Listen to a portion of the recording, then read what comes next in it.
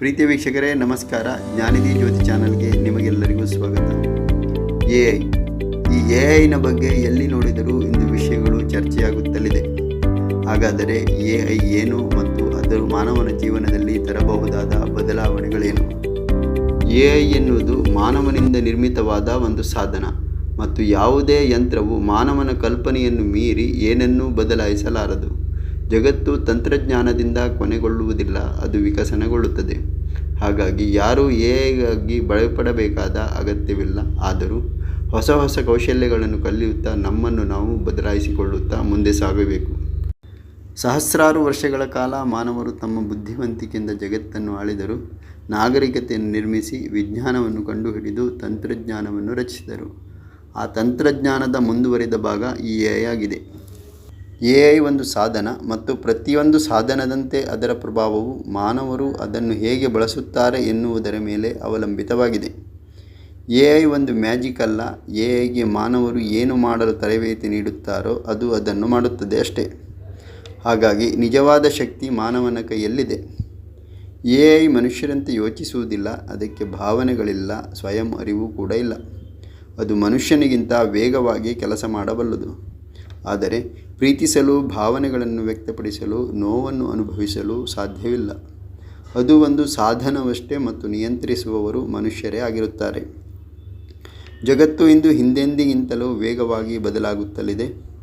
ಯಂತ್ರಗಳೇ ಬರೆಯುತ್ತವೆ, ಚಿತ್ರಿಸುತ್ತವೆ. ನಮ್ಮ ಮುಖದಿಂದಲೇ ನಮ್ಮ phone unlock ಮಾಡುವುದರಿಂದ ಹಿಡಿದು ನಮಗೆ ಬೇಕಾದುದನ್ನು ನಿಖರವಾಗಿ ಶಿಫಾರಸು ಮಾಡುವ ಯೂಟ್ಯೂಬ್, ನಮ್ಮ ಪ್ರಶ್ನೆಗಳಿಗೆ ಸೆಕೆಂಡುಗಳಲ್ಲಿ ಉತ್ತರಿಸುವ ಚಾಟ್ಬಾಟ್, ಹೀಗೆ ಜಗತ್ತು ವೇಗವಾಗಿ ಬದಲಾಗುತ್ತಲಿದೆ.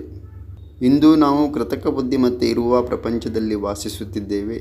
ಎಐ ಕೃತಕ ಬುದ್ಧಿಮತ್ತೆ ಅಂದರೆ ದತ್ತಾಂಶದಿಂದ ಕಲಿಯುವ ಮತ್ತು ನಿರ್ಧಾರಗಳನ್ನು ತೆಗೆದುಕೊಳ್ಳುವ ಒಂದು ಯಂತ್ರ.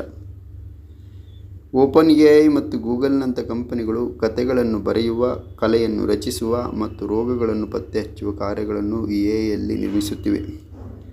ಗೂಗಲ್ನ ಸಲಹೆಗಳು, ಯೂಟ್ಯೂಬ್ನ ಶಿಫಾರಸುಗಳು, ಚಾಟ್ಜಿಪಿಟಿಯಂತಹ ಚಾಟ್ಬಾಟ್ಗಳು, ಮುಖದಿಂದಲೇ ಅನ್ಲಾಕ್ ಮಾಡುವ ಸ್ಮಾರ್ಟ್ಫೋನ್ಗಳು, ಎಐ ಡಾಟಾ, ಇವುಗಳು ಮಾದರಿಗಳು ಮತ್ತು ಅಲ್ಗಾರಿದಮ್ಗಳನ್ನು ಬಳಸಿ ಕಾರ್ಯನಿರ್ವಹಿಸುತ್ತವೆ, ಹೊರತಾಗಿ ಭಾವನೆಗಳು ಅಥವಾ ಪ್ರಜ್ಞೆಯಿಂದಲ್ಲ. ಮಾನವನ ಮೆದುಳಿಗಿಂತ ಎಐ ವೇಗವಾಗಿ ಲೆಕ್ಕ ಮಾಡಬಹುದು ಮತ್ತು ಆಯಾಸ ಹೊಂದುವುದಿಲ್ಲ. ಆದರೆ ಪ್ರೀತಿಯಿಲ್ಲದ ಕವಿತೆ, ನೋವನ್ನು ಅರಿಯದ ಭಾವನೆ ಈ ಎಐದ್ದಾಗಿದೆ. ಯಂತ್ರಗಳನ್ನು ಕಂಡುಹಿಡಿದಿರುವುದು ಮನುಜರೇ, ಆದರೆ ಯಂತ್ರಗಳಿಗೆ ಪ್ರಜ್ಞೆ ಇಲ್ಲ, ಸೃಜನಶೀಲತೆ, ಸಹಾನುಭೂತಿಯೂ ಇಲ್ಲ. ಹಾಗಾಗಿ ಎಐಗಾಗಿ ಯಾರು ಭಯಪಡಬೇಕಾದ ಅಗತ್ಯವಿಲ್ಲ. ಅದನ್ನೊಂದು ಸಾಧನವಾಗಿ ಬಳಸಬಹುದಷ್ಟೇ. ಏಕೆಂದರೆ ಯಾವುದೇ ಯಂತ್ರವು ಮಾನವನ ಕಲ್ಪನೆಯನ್ನು ಮೀರಿ ಏನನ್ನೂ ಬದಲಾಯಿಸಲಾರದು. ಯಾವುದೇ ಅಲ್ಗಾರಿದಮ್ ವ್ಯವಸ್ಥೆ ಮಾನವನ ಧೈರ್ಯವನ್ನು, ಆತ್ಮವನ್ನು ಬದಲಾಯಿಸಲಾರದು. ಎಐ ಕೂಡ ಸೃಷ್ಟಿಯಾಗಿರುವುದು ಮಾನವನಿಂದಲೇ. ನಾವು ಇತಿಹಾಸದೆಡೆಗೆ ಒಮ್ಮೆ ಹಿಂತಿರುಗಿ ನೋಡಿದಾಗ, ಕೈಗಾರಿಕಾ ಕ್ರಾಂತಿಯ ಸಮಯದಲ್ಲಿ ಯಂತ್ರಗಳು ಶ್ರಮವನ್ನು ಬದಲಾಯಿಸಿದಾಗ ಜನರು ಭಯಗೊಂಡಿದ್ದರು. ಆದರೆ ಮುಂದೆ ಹೊಸ ಕೈಗಾರಿಕೆಗಳು ಹುಟ್ಟಿಕೊಳ್ಳುವುದರ ಮೂಲಕ ಆ ಭಯದ ಅಂತ್ಯವಾಯಿತು. ಹಾಗಾಗಿ ನಾವು ಹೊಸ ಕೌಶಲ್ಯಗಳನ್ನು ಕಲಿಯುತ್ತಿರಬೇಕು. ಜಗತ್ತು ತಂತ್ರಜ್ಞಾನದಿಂದ ಕೊನೆಗೊಳ್ಳುವುದಿಲ್ಲ, ಅದು ವಿಕಸನಗೊಳ್ಳುತ್ತದೆ. ಹಾಗಾದರೆ ಈಗ ಎಐನಿಂದಾಗಬಹುದಾದ ಪ್ರಯೋಜನಗಳು: ಆಸ್ಪತ್ರೆಗಳಲ್ಲಿ ರೋಗಗಳನ್ನು ಪತ್ತೆಹಚ್ಚುವ ಕಾರ್ಯದ ವೇಗಕ್ಕೆ ಸಹಾಯವಾಗಬಹುದು. ರೈತರಿಗೆ ಹವಾಮಾನ, ಬೆಳೆಯ ವಿಚಾರವನ್ನು ತಿಳಿದುಕೊಳ್ಳಲು ಸಹಕಾರಿಯಾಗಬಹುದು.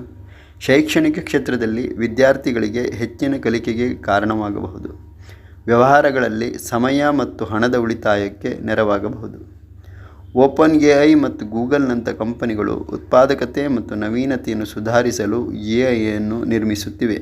ಮತ್ತು ಎಐನ ಕೆಲವು ತೊಂದರೆಗಳು: ಕೆಲವರು ನಿರುದ್ಯೋಗಿಗಳಾಗುತ್ತಾರೆ. ಪ್ರತಿ ಬಾರಿ ಯಾಂತ್ರೀಕರಣ ಹೆಚ್ಚಾದಾಗ ಕೆಲವು ಕೌಶಲ್ಯಗಳು ನಿಷ್ಪ್ರಯೋಜನಕವಾಗುತ್ತವೆ.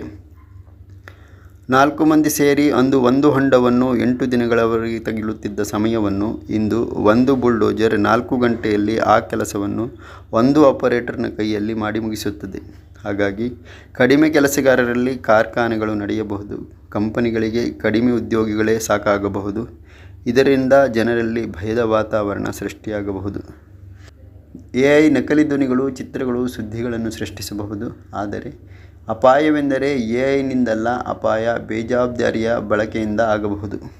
ಆದ್ದರಿಂದ ಎಐಗಾಗಿ ಯಾರು ಭಯಪಡುವಂಥ ಅಗತ್ಯವಿಲ್ಲ. ಪ್ರತಿಯೊಂದು ಆವಿಷ್ಕಾರವಾದಾಗಲೂ ಇದು ಸಹಜವಾದುದೇ. ಆದರೆ ನಮ್ಮನ್ನು ನಾವು ಬದಲಾಯಿಸಿಕೊಳ್ಳುವ ಅಗತ್ಯವಿದೆ. AI ಮನುಷ್ಯರನ್ನು ಬದಲಾಯಿಸುವುದಿಲ್ಲ, ಬದಲಾವಣೆಯನ್ನು ನಿರಾಕರಿಸುವವರನ್ನು ಅದು ಬದಲಾಯಿಸುತ್ತದೆ.